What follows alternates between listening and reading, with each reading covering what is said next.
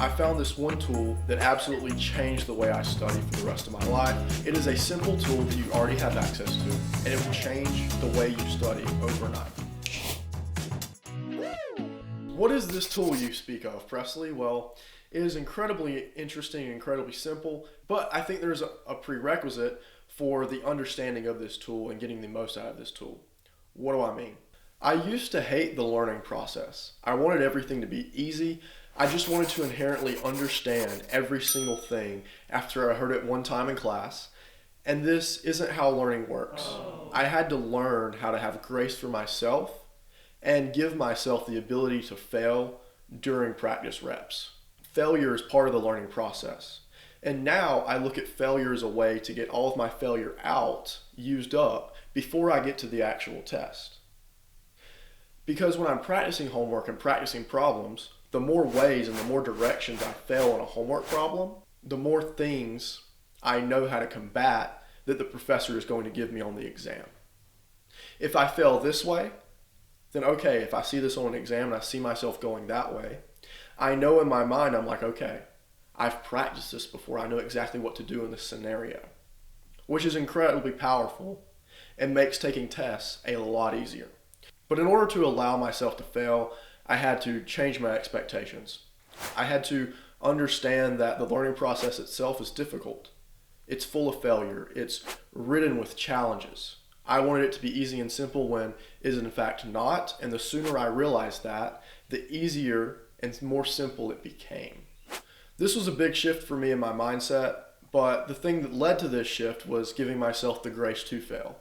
And that's a personal journey. I can't help you with that today, but that is a journey I hope that you embark on if you're not there already. Now that we understand failure, we can get to the actual content. What is this magical tool that I'm talking about? It is a timer. I know, right? It's a timer. It is so simple. There are three very simple ways I use the timer. One, I track my hours. Two, I work with my circadian rhythms. And three, I create a sense of urgency. I saw a video from Alex Ramosi. He's a big guy in the entrepreneurial space, if you've heard of him. If not, I will link the video down below, the video that I saw this strategy in. And basically what Alex did is he would set a timer for 4 hours if he wanted to do 4 hours of work for the day. But here's the key. Every single time, every single moment, he wasn't working in focus mode. Anytime he pulled out his phone, anytime he went to the bathroom, anytime that he drank some water, took a little water break, whatever, he would pause the timer, meaning that in 4 hours, he knew that he got 4 hours of work done. How can we use this as students? Well, when I go to the library and I'm studying for a test, right, I know that for this test, I'm going to need to study probably 12 hours total. I know that I can get 3 of these hours knocked out today in the library, and I know that I'm getting exactly 3 hours knocked out because I'm setting a timer and I'm tracking exactly how many minutes I'm studying. So when when 30 minutes have gone by and I pull out my phone and I want to look at TikTok and I scroll for 20 minutes, the timer's paused, meaning that my study time is not getting confused with my leisure time. I'm separating these two and I'm categorizing them, meaning that when I say I'm going to get 3 hours of work done, I truly mean that I'm going to get 3 hours of work done. And there's no confusion between this, and that helps me track my study hours and keep everything straight inside my mind so that I know for the future, okay, I got 12 hours of studying in for this quiz, for this test, for this whatever. Was this enough? Do I need to study more? Do I need to study less? The second timer strategy is to work with your circadian rhythms, not against them. This might sound crazy at first glance, but I was watching this podcast with Andrew Huberman, and he talks about the use of circadian rhythms in deep focus states. So how does this work? So we're all familiar with circadian rhythms in the sleep application, which is you're awake and you go down into a sleep cycle and then you come back up. And that's one sleep cycle, and you'll go through a couple of those throughout the night, right? Well, the same thing can be true of deep focus states. What do I mean?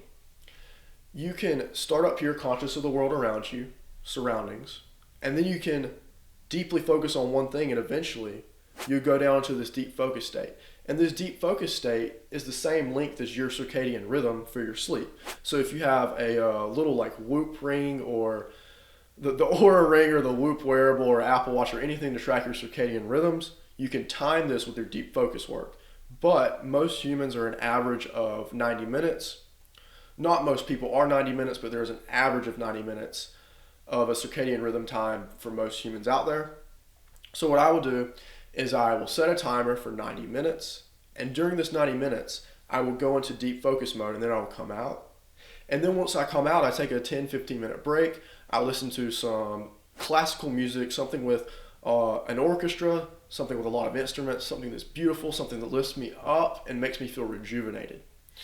I leave the 21 Savage, the T Grizzly, and the Kanye and all that stuff. I try to leave that to the side during this period because I really like the way that even EDM and classical make me feel and replenish my brain chemistry. So I will take my study break, 10-15 minutes. I will use this time to go to the bathroom. I will use this time to get water. I will use this time to rest my brain, and my timer will be paused for my long study session. And my timer will be paused for the study tracker. So now we've got two timers going. We've got a timer going to track the amount of time we're studying, and we've got a timer going to track our circadian rhythms. The last method was actually a method I came up with through an observation. I noticed that I would always be in the middle of the problem towards the end of one of these longer timers, but every single time I was towards the end of a problem, I would get this problem done before the time went off. And I realized that this created a sense of urgency within myself. So how can I use this sense of urgency for every single problem I work on? Well, I can time myself on every single practice problem. I will set a 5-minute timer, a 10-minute timer, 13-minute timer. However long I think the problem's going to take, I will set a timer for it. And then every single rep, I will get the timer down lower and lower, speeding up my workflow and allowing me to get more practice problems done in a shorter amount of time. A benefit that I did not expect to see from this was I started testing better. I used to be the kind of person that would finish in the last 1/3 of the class testing, meaning that 66% of people would finish testing before me. This has pretty much been the average since about elementary school, as long as I can remember. I've always been a little bit of a slower test taker. What happened immediately after I started implementing this timer strategy, I started finishing in the first 33% of people taking tests, because I was used to a time pressure, because I was used to working under this load. And I think this could help you immensely if you second guessed yourself, or if you always struggle to finish tests on time. It really helped me, and it took me from finishing in the last third of the class to the first third of the class when testing. Okay, so we've talked about how to study for very long periods of time and how you can use a timer to really track and hone in your study skills. What are some things that are going to add to this, and what are some things that are going to take away from this? There are two things that are going to really add to your ability to study and focus for these long study bouts. Getting enough sleep and exercising are two things that I think are very important to allow my mind to focus. When I get enough sleep, 6-7 hours, hopefully 8 or 9, I can focus for long periods of time and not get distracted and not get as tired. Likewise, when I exercise in the mornings before studying, I feel this sense of focus and a lot more energetic. This is science-backed. I don't know the science, but you should research it if you're interested. Now, what are some things that will take away from your ability to study for long periods of time in your deep focus states? For me, there are 3 things: alcohol, TikTok, and working deep late into the night. If I need to study a lot the next day, I will avoid alcohol the night before, because I know that I will not be able to focus for as clearly and for as long the next day. I am unsure of the exact science behind this, but this is something that I've noticed in my life, and I just choose to not drink as much or not drink at all the night before a huge study day. Second thing, an iPhone with TikTok downloaded. What do I mean by this? When we want to study for very long periods of time, we are training our brain to get delayed gratification. What is TikTok? What is Instagram Reels? What are all these things promoting? Short-term, immediate gratification. So I noticed that when I would watch TikToks in the morning before a long study session, it was very hard for me to focus because my mind was looking for immediate gratification. rather than when I saved the TikToks for about an hour after the long study session, I could enjoy them a whole lot more because I knew that there was nothing looming over my head that I needed to focus on for a long period of time. And also, my body was not used to the TikTok instant gratification for the day yet. And the last thing that can really take away from my studying is working late into the night.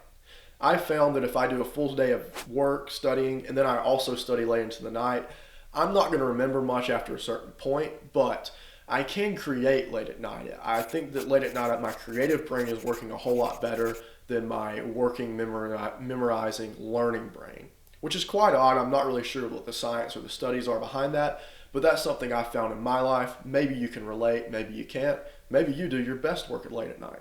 To be successful in studying, I first had to change my mindset, and then I implemented the timer strategy, and then I started looking at these external factors like drinking, exercising, and sleep, and how they benefited or detracted from my studying ability. Thank you so much for watching. This has been Reframed. See you later. If you enjoyed that, I think you'd enjoy this video.